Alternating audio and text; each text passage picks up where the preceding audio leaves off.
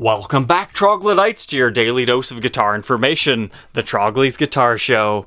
Well, with today being Easter and everything, and Easter being known for resurrection, I thought we would do a resurrection of a guitar, because I love this stupid little chopped up RD.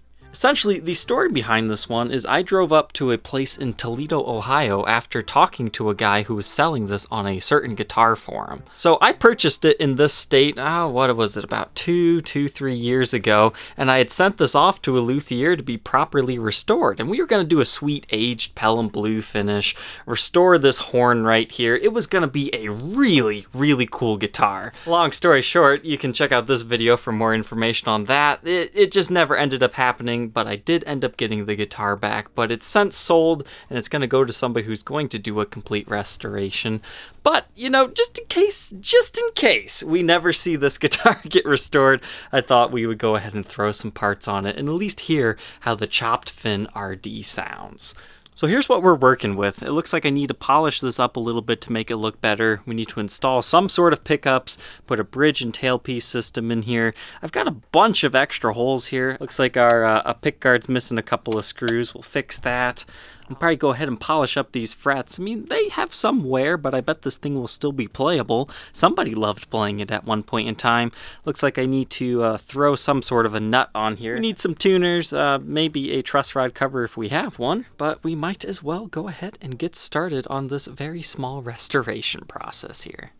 Just in case you're not familiar with what an RD is, this was a model that was introduced around 1976, 1977, and RD stands for Research and Development. This was the first guitar that got those built-in Moog electronics. So there were things like the RD Artist, the RD Custom, which we're working with today, and then the RD Standard. There were also bass guitars within this lineup as well, and they've since done a few reissues of these. But similar to how I give Robert Baker the claim to fame for making the Les Paul KM more popular, there's a YouTuber named Fluff with Beards and Gear that kind of made the RD his signature guitar. I think he even has a signature guitar with another company that has like an RD-esque shape. Something that's kind of unique about these guitars is they are all maple. Now, not all of them have the maple fretboards, but at least the one we're working with today is entirely maple. Many of these early RDs actually capture the Fender scale length at 25.5, though later made ones switch back to the typical Gibson scale. So after 40 minutes of cleaning, this is where we are. I remember trying to actually get that gunk off of this guitar when I first got it. I was using like Goo Gone or something and I was unable to. So I was thoroughly impressed that I was actually able to get it off this time with that Virtuoso cleaner stuff. But look what came out of the wood now that I've cleaned it. This isn't even after like a final polishing. That's just cleaning, and we can now see like some bird's eye and a little bit of flame figuring within this guy. I don't know why somebody chopped such beautifully bird's-eyed maple back here, but they did, and that's what you have to live with on this one. But I just wanted to capture that real quick before we put anything else on here. The neck is also looking pretty good here. We are ready for putting on tuners. The headstock cleaned up pretty nicely as well. And even these frets, look how shiny those guys are. So if you're ever selling a guitar, this is the difference of 40 minutes of work can make. You can get a nice, shiny, almost brand new looking guitar. But now let's go ahead and throw some parts on here. The RD Custom was like the middle of the road compared to the RD Artist and the RD Standard. The RD Artist had 3 switches on it that was a switchable bright mode, treble and bass boost, as well as compression and expansion, whereas the RD Standard had none of that at all. So the RD Custom's just kind of, you know, in between those guys, where it has some of those features but not all of them. It just had the bright mode, which is pretty much the most worthless part of this guitar, but I thought we would pay tribute to how fancy these guitars could have been and really install some cool stuff into this guitar. It might just look like a basic one while I'm putting all this stuff in here, but wait until you get to hear this thing. But first, let me tell you what I've done. I actually did a lot of advanced electronics in this thing. Like, it looks like it's a regular 2 pickup setup, but you're gonna notice, what's all this other extra stuff? So this neck pickup is not actually a neck pickup. I have a circuit board underneath here. I just put a nice pickup cover over it so it doesn't look like we have a bunch of stuff. And back here, I also have a bunch of stuff built in here. It's a lot of fun. So what I've done is these knobs are not actually potentiometers. They're just like circuits. So you can turn them on and off. Some of them have varying stages to them. but we have tremolo, a 12-stage phaser, reverb, a pitch shift, and this one controls your delay. And then since I only have one pickup, why do we need the toggle? That's an on and off or inbuilt distortion for this guitar. So this thing is just like a mammoth monster of a guitar. Even though the setup, I mean, it's not the greatest here. I'm not a professional when it comes to things like that, but I was able to put a nut on to the best of my abilities and the amount of time that I had today. But here's what this guitar can look like if you want to pour some time into it. I got the original Gibson tuners on here. The original style anyways, not this exact set for this guitar. But hey, this is what the chopped fin RD is capable of. Playing demo time.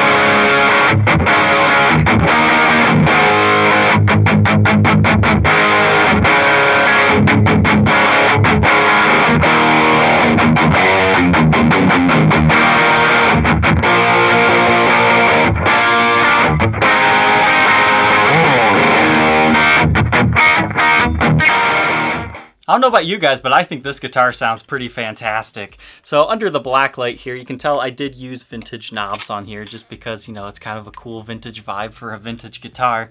And it just glows so beautifully. You can see that natural wear on the fretboard, the headstock, the way it glows. Everything about this instrument is just so much fun. I love these amputeed guitars. I would never do it to it myself, but the ones that have already been chopped, you might as well have a bunch of fun with them.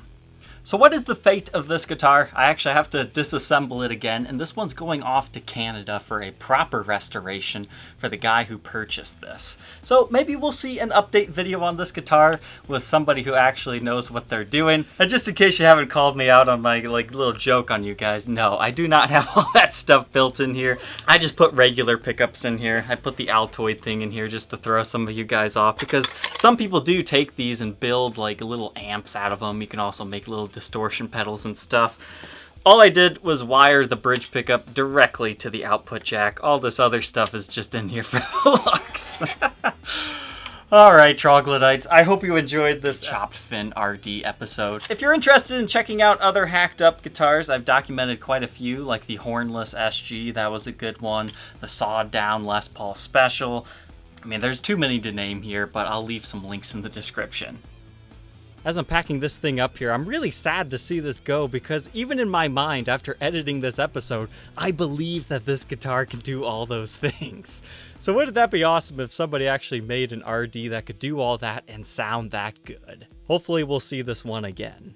Thank you for watching, and we will see you tomorrow on the next episode. Take care.